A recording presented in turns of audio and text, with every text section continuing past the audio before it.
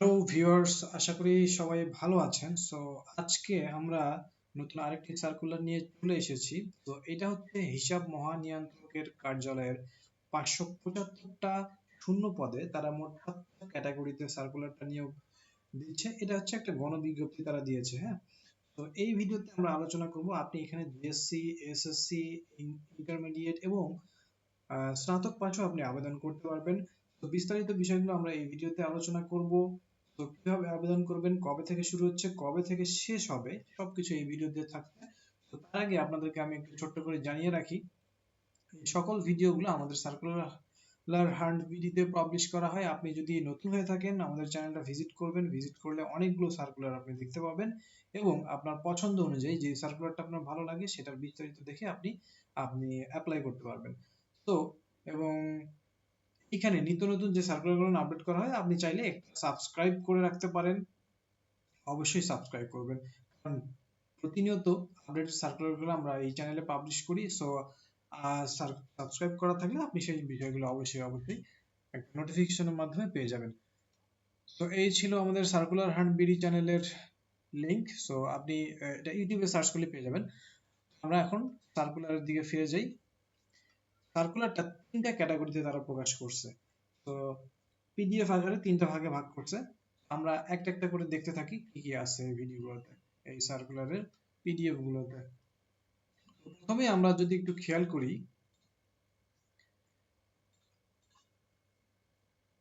প্রথমে দেখতে পাচ্ছি যে কম্পিউটার অপারেটর, কম্পিউটার অপারেটর 13 গ্রেডের 11,000 থেকে আপনার 26,590 টাকা বেতন। এখানে তারা দুইজন নেবে। বাট প্রয়োজনীয় শিক্ষাগত যোগ্যতা কি কি লাগছে? কোনো স্বীকৃত বিশ্ববিদ্যালয় হতে বিজ্ঞান বিভাগে স্নাতক বা সমমান পাশের ডিগ্রি থাকতে হবে, মানে এটা অনার্স পাস আপনার অবশ্যই থাকতে হবে আর কি। তো কম্পিউটার মুদ্রাক্ষরের প্রতি মিনিটে বাংলায় 25 এবং ইংরেজিতে 30 শব্দের গতি সহ স্ট্যান্ডার্ড অ্যাপটিটিউড টেস্ট এ উত্তীর্ণ হতে হবে। ঠিক আছে। তারপর বলছে যে জুনিয়র অডিটর হিসেবে নেবে। এইখানে নিচ্ছে দেখেন কতজন, 92 জন এখানে নিচ্ছে। এটা হচ্ছে 16 গ্রেডের জব।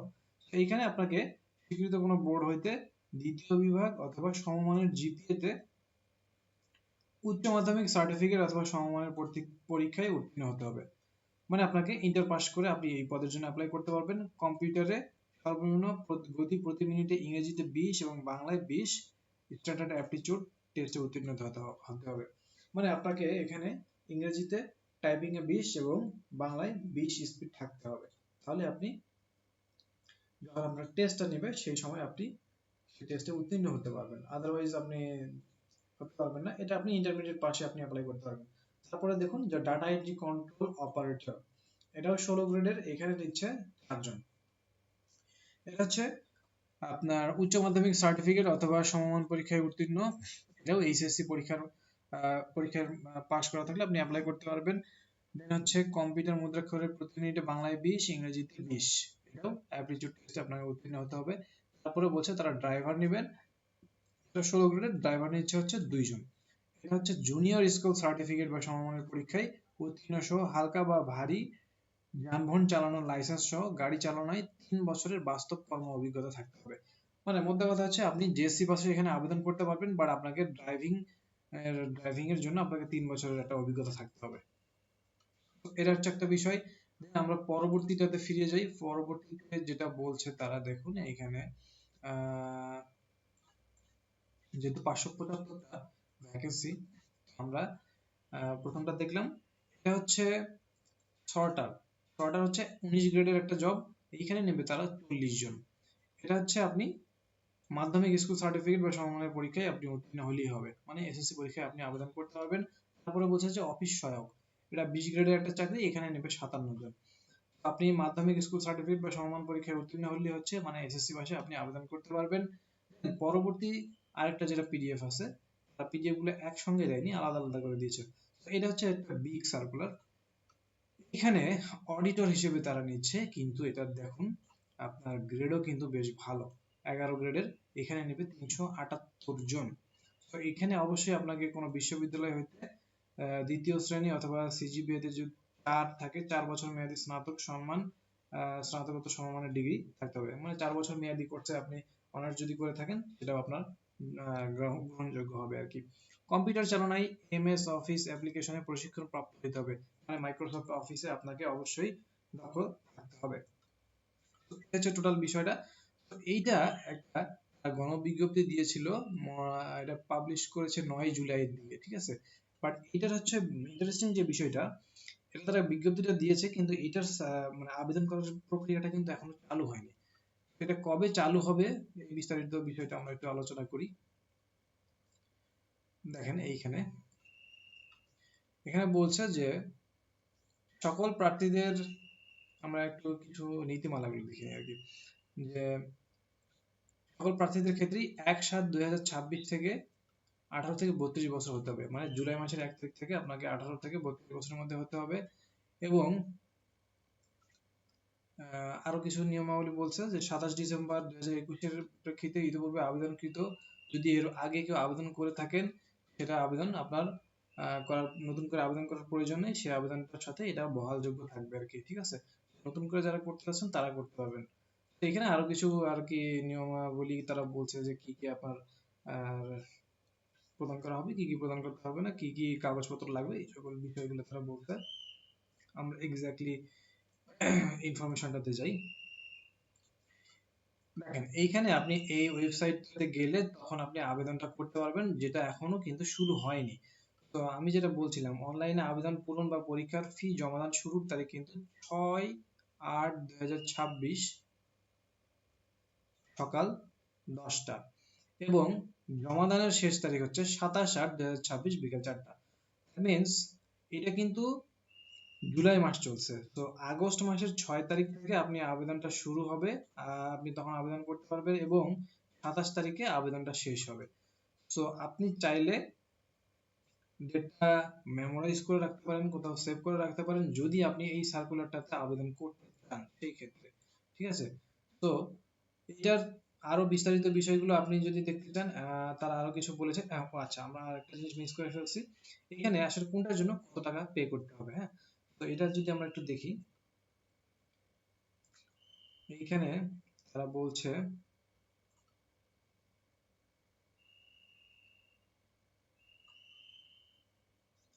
আবেদন ফি বাবদ 150 টাকা এবং 168 টাকা 72 ঘন্টার মধ্যে দিতে হবে। আচ্ছা, কিন্তু কত নাম্বারের জন্য, কোন কোন পদের জন্য কত টাকা, সেটা তো কিছু তারা বলছে না। আচ্ছা, আমরা আর একটা জিনিস যেটা বলছিলাম সেটা একটু বুঝে নিই, তাহলে বুঝতে পারবো। এখানে দেখুন পদ কিন্তু একটাই, যেহেতু 3টা পিডিএফ, তো তাই তারা অ্যামাউন্টটাও ভাগ ভাগ করে দিয়েছে। তো এইটার ক্ষেত্রে আপনার অ্যামাউন্ট কিন্তু এটাই গ্রহণযোগ্য, মানে তারা এটাই আর কি নিবে। তো এখানে টোটাল আপনাকে 168 টাকা প্রদান করতে হবে, ঠিক আছে। যদি কেউ ক্ষুদ্র নৃগোষ্ঠী শারীরিক প্রতিবন্ধী বা তৃতীয় লিঙ্গ হয়ে থাকে তাহলে 56 টাকা চার্জের মাধ্যমেই তারা আবেদনটা করতে পারবেন। এইখানে আপনি 378টা পদের জন্য বিনিময়ে আবেদন করতে পারবেন। মোট আপনার 11 গ্রেডের একটা সার্কুলার। তারপরে দ্বিতীয়টা যেটা আছে, দ্বিতীয়টাতে দেখি আমাদের এখানে তারা কি বলছে। এখানে দেখুন, এখানে বলছে এখানে সার্কুলার কয়টা, এখানে খেয়াল করুন, এখানে সার্কুলার কিন্তু 2টা, ঠিক আছে। একটা আপনার মাধ্যমিক স্কুল, দুইটাই এসএসসি পাশে আপনি আবেদন করতে পারবেন। এই দুইটার জন্য তারা অ্যাপ্লিকেশন ফি কত রাখছে, 56 টাকা। এই দুইটার জন্য 56 টাকা পে করতে হবে আপনাকে, যদি আপনি এই দুইটা পদের জন্য আবেদন করতে চান। এই দুইটা পদ হচ্ছে সর্টার এবং হচ্ছে অফিস সহায়ক।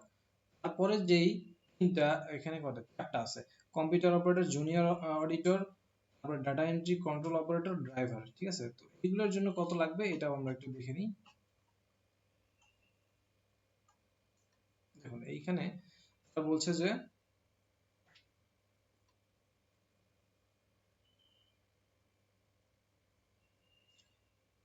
এর ক্ষেত্রে 112 টাকাই লাগবে আর কি, ঠিক আছে। তো এই ক্ষেত্রে আপনাকে একটা পদের জন্য সেম অ্যামাউন্ট রেখেছে আপনাকে 112 টাকায় পে করে এটা অ্যাপ্লাই করতে হবে।